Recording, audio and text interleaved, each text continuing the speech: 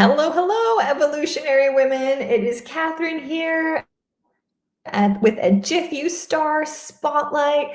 And this time we're shining on the amazing Andrea Tittelova, who is a conscious fundraiser from Slovakia, current location Spain, oftentimes is in other locations, and is a conscious fundraiser and a real stand. You're part of our GIFEW Alchemy Circle, hence the subject matter today. We'll be looking at how we alchemize resources. So Andrea, big welcome to you.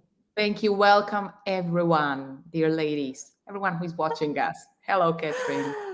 Hello. I love how intentional you are and how connected and how you really feel people.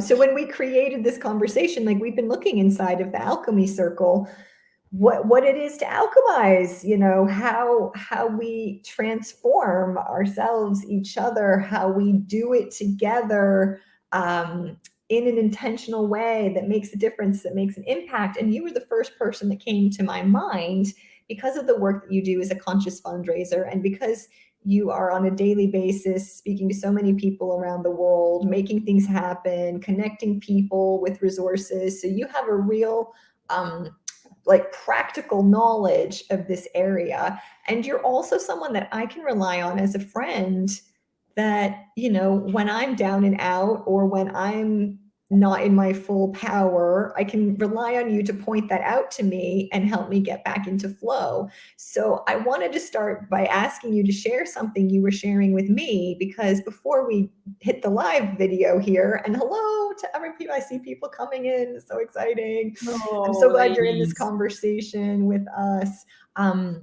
You were sharing about something that I know a lot of women really struggle with, and that's setting boundaries. And because of the work, you're working with so many different time zones and so many different people and so many different teams. What are some things that you've put in place for yourself, for your own personal health, well-being, effectiveness, that have really made a difference to you recently? Great question. I would say that what I've learned from other GIFEW women that are around us, like you, Catherine, but also Tinka and Bea and also Marie and others, but I'm naming them because they were kind of like pioneers in that. And Tinka especially, was just to put the boundaries and have a self-value of my time, of how much I can dedicate, how much really is depending on me, and I'm not the whole world for anything, to any job, to any partner, to anything. There are other things happening in this world, and I'm not going to save it. And practically, I'm contracted on 2 fundraising positions, and one is about kids and one is about young people. One is in Europe, one is in United States.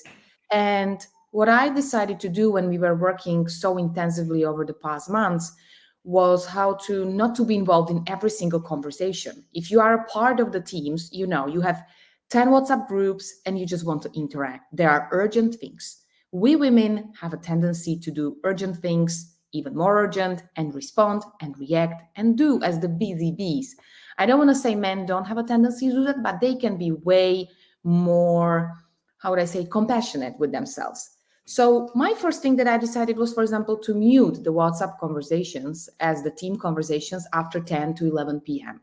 because there were constant messages. And I don't say I didn't respond them. I saw them and I could be at help. It was really needed. And there were like 2 or 3 times it was really needed. But other time it was just like, oh, she's up. So let's talk to her at 1 a.m. Central European time, for those of you who are watching us from other side of the world, because she was up. But also what I learned, and again, it's thanks to GIFEW ladies, is as much as I can, of course, depending on the situation, is to put my well-being first. Because if I'm not healthy, and it might sound like a cliche, but if I'm not fine, things won't work well. And it doesn't mean that I always have to go on a vacation or I always have to relax and tune in. I'm very bad at this spirit stuff, as I would say. But I just need to connect a little bit, or I need to pause a little bit, or having exercise routine, which is like a normal, natural part. And third thing, which might be maybe a little bit deliberating for many of you who are on Instagram and social medias. Over the time, I've learned, thanks to, again, GIFEW ladies I mentioned in the beginning, mostly the ones that are more busier than I am, not to post everything, right? Not to always share everything, and not to have that need, which I had even a year ago. Oh, how comes that people won't know what I would be about to do or what I was doing past week? Oh, how comes that I cannot share this and that? So keeping it all on just stopped working for me. And Yeah. instead of being on everywhere and being out everywhere, focusing on the results, focusing on the numbers I need to bring to both organizations, a fundraiser, on the number of the partners I need to take care of in different parts of the world for the other startup, to also be able to work around the clock because it's not easy, and yeah, be more strategic, maybe more thoughtful, and Yeah. maybe have some decency. But I want to say one thing for those of you who are listening to us. I don't have kids and I don't have a family. So, of course, it's very much different when you have kids. So, don't get me wrong. And I can imagine and relate to that a little bit when I help my friends. So, that's different. But still, I was told this by But the exactly point, one mom of two. So, I think the it's point but the point is you help your friends. You're a very good friend, auntie, babysitter, caregiver. Like you care, give, and care for a lot of people, and you really show that. And as Barb was saying rightfully, still time is powerful time.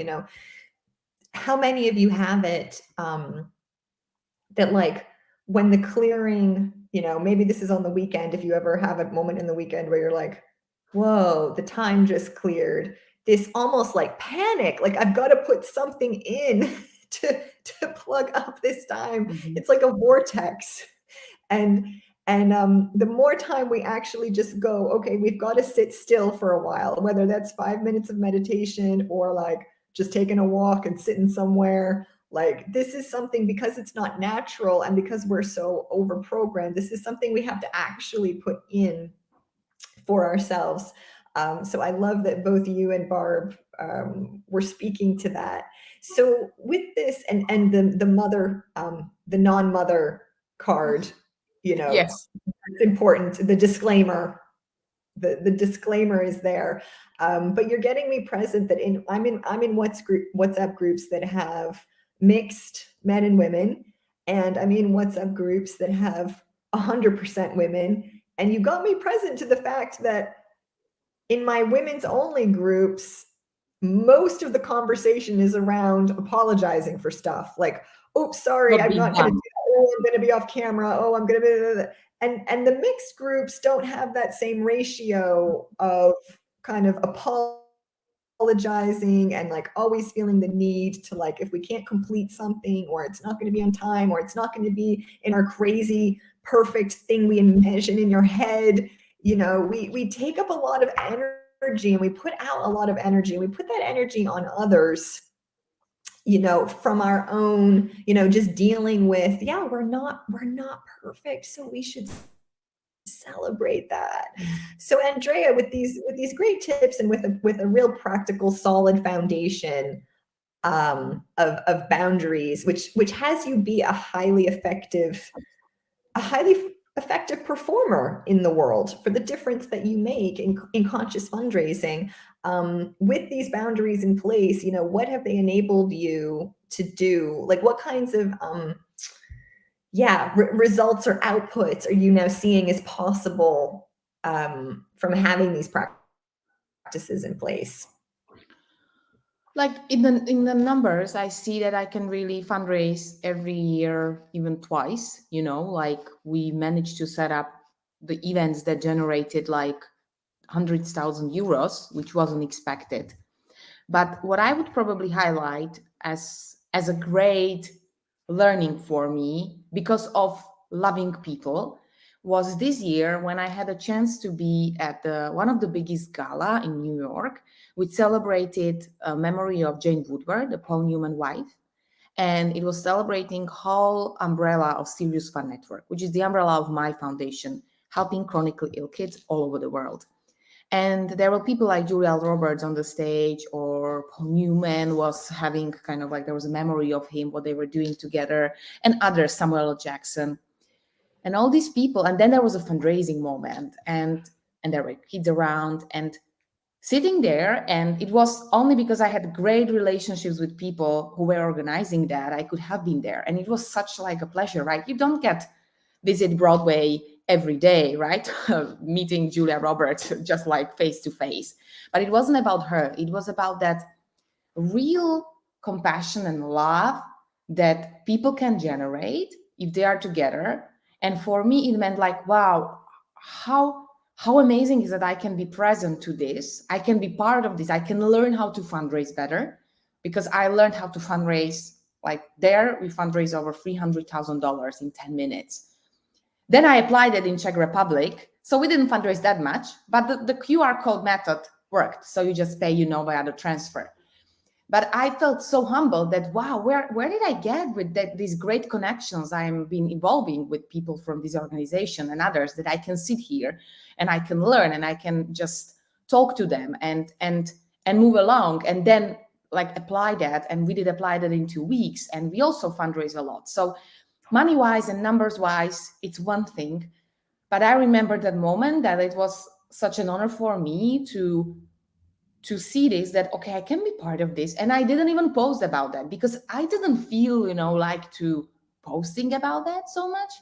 I felt like, wow, this is unique. This is where you can go. And it's just the one moment of this year. There have been so many, not others with Julia Roberts or not others on Broadway, I have to say, but it's okay. I don't miss that city, although I respect that. But I don't either, and I lived there. Yeah, but sorry, New Yorkers. Yeah, y'all sorry, are stressful. Y'all stress me out. Yeah, me too. I just don't have money for living there. But I think that would be the moment. And the other one is, I think, the whole life here in Spain. As you said, it's a small city, and kind of like I'm learning how to really like just appreciate people, and how much is it just to love and be present for them. And again, I'm learning that from our GIFEW women. I very often say, like, to Tinka, like, how much she has learned to me in this way of being grounded, but also in this way of showing compassion. And that's maybe why I am, you ask me what are the outcomes. I think that's maybe the outcome who I am becoming and always evolving with all of you. And I can be part of these opportunities of our Alchemy Circle, right? Of our game together, and next year. So there's so much to say, and we can talk. Anyone who's listening to us, let me know. We can have a special talk, very much more in detail about numbers, whatever you want. So Andrea is an expert. That's why I asked her. Like, she's really, really good at grounding, like, taking a clear vision and grounding it into practical. Okay, so like, what are we going to do now? And getting people into action, building and creating teams and connections and resources that work together to mobilize movements. So that's why I wanted her to speak to, her internal processes that she's put in place to be effective, as well as the tangible impact that makes in the world. Because oftentimes it's so common that we think we do all this stuff, and what are we doing all this stuff for? Because we can't necessarily see with our eyes the impact we make, but other people can see it for us, and other people can point it out to us, what we can't see for ourselves. So thank you, Andrea, for your beautiful wisdom. And I think about you sometimes when I look in the mirror, because I try to treat myself nicely in the mirror. That's when cute. I mostly try to avoid. How great you are. You make it fun. You make it fun. Like women we are. I look forward to many more conversations with you about this. And ladies, if this is resonating, write a comment in the chat, get in touch with Andrea or I. This is such an important conversation to pay it forward. So thanks again, Andrea, and we'll see you real soon. Thank you very much, Catherine, and big hugs to all the part of the world.